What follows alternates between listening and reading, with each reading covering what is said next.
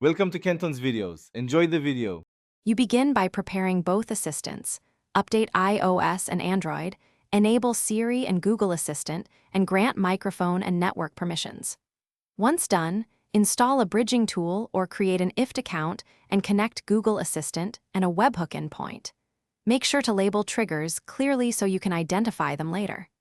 This first step creates the channels they'll use to exchange commands and responses, and it prevents permission failures that stop the flow before it starts.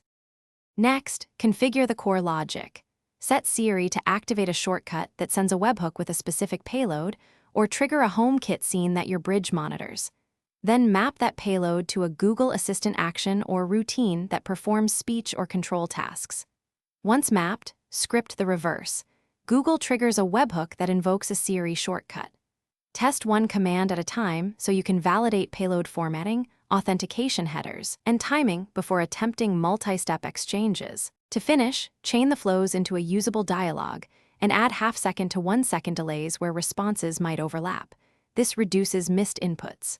Ensure webhooks and services use secure tokens and that retries are handled gracefully. Once complete, exercise the full round trip several times to confirm reliability. If things go wrong, reauthorize the assistant integrations, inspect webhook logs for malformed JSON or auth errors, and test on the same Wi-Fi to eliminate latency.